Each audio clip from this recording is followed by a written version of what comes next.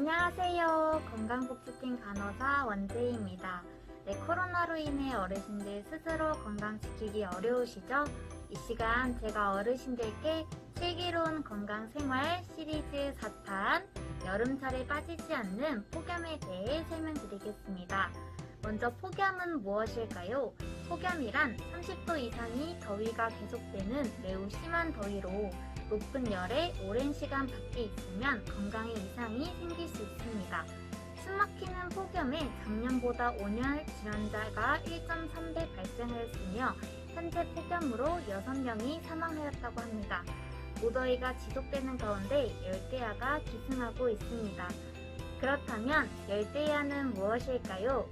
열대야란 해가 지고 다음날 아침 해가 뜰 때까지 기온이 25도 이하로 내려가지 않는 밤을 열대야라고 합니다. 우리나라의 경우 장마 후 열대야가 많이 나타나고 시골보다는 도시에서 더 자주 나타난다고 합니다. 그렇다면 폭염의 기준은 무엇일까요? 기상청에서는 33도 이상의 체감 온도가 2일 이상 지속될 경우에는 폭염주의보를, 35도 이상의 체감 온도가 2일 이상 지속되면 폭염경보를 발령합니다. 여름이 되면 일사병과 열사병이라는 말을 자주 쓰는데요. 두 증상을 같은 의미로 이해하는 경우가 있는데 차이가 있습니다. 일사병은 햇볕의 뜨거운 열에 의한 신체적 증상을 의미하고 열사병은 조금 더 포괄적인 의미로 뜨거운 햇빛뿐만 아니라 그 외의 뜨거운 열로 인한 신체적 증상을 의미합니다. 일사병에 대해서 더 자세히 알아보자면 일사병은 의학적으로 정의된 명칭은 아니고 보통 햇빛에 노출되어 발생하는 열성 응급질환을 통칭합니다. 고온과 강한 햇빛에 오래 노출되어 체온을 제대로 조절하지 못하게 되며 발생하며 대체적으로 염분과 수분의 부족으로 나타나는 경우가 많습니다. 열사병은 무더위에 장시간 노출될 경우 체온 조절 중추 기능이 마비되어 발생하는 질환으로 주로 고온 다습하고 밀폐된 환경에서 몸의 열을 외부로 배출하지 못해 많이 발생합니다. 열사병은 심하면 체온 조절 중추의 기능이 마비가 되어 뇌 손상을 일으킬 수 있는 위험한 질병이기 때문에 주의가 필요합니다. 다음은 폭염으로 인해 나타날 수 있는 증상에 대해 알아보겠습니다. 일사병 증상에는 구토, 피로, 두통, 어지럼증 등이 있으며 땀을 심하게 흘리는 것이 특징입니다. 열사병 증상에는 어지럼증, 두통, 무기력감, 고열, 의식장애 증상 등이 있습니다. 마지막으로 폭염 예방 수칙에 대해 말씀드리겠습니다. 무더운 날씨에는 야외 활동을 삼가고 햇볕을 차단해야 합니다.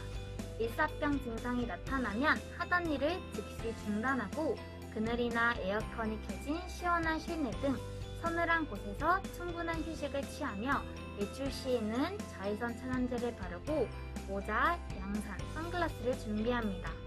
물이나 이온 음료로 충분한 수분을 섭취하는 것이 좋습니다. 단 구역감이 있거나 구토를 하는 경우에는 이온 음료보다 찬물을 마셔 체온을 내리는 것이 좋습니다. 열사병 증상이 보이면 체온을 빨리 낮춰야 하는데요. 우선 신속하게 실내나 그늘로 이동하여 젖은 물수건을 이용해 냉침질과 마사지를 해주고 에어컨이나 선풍기 바람으로 체온을 떨어뜨려야 합니다. 또한 통풍이 잘 되는 헐렁하고 밝은 옷을 입는 것이 좋습니다. 만약 환자의 심부 체온이 매우 높아 상태가 심각하다고 판단될 때에는 먼저 구급차를 불러야 합니다. 또한 환자가 의식이 없을 경우에는 절대로 물을 먹여서는 안 됩니다. 야외 활동을 오래 해서 열이 나거나 땀이 많이 나고 피부가 뜨거울 때, 머리가 아프고 어지러울 때, 이럴 때는 어떻게 해야 할까요? 온열질환 증상이 나타날 경우에는 즉시 시원한 곳으로 이동하여 휴식을 취합니다. 옷을 벗고 몸을 차게 해주고 피부에 물을 뿌리거나 부채나 선풍기, 얼음 주머니를 이용하여 몸을 식혀줍니다. 차가운 물을 마시거나 필요한 경우에는 119에 연락합니다. 네, 오늘은 여름철에 많이 발생할 수 있는 폭염에 대해 알아보았는데요. 네, 어르신들 폭염 예방 수칙 잘 기억하셔서 건강한 여름을 보내도록 합니다. 감사합니다.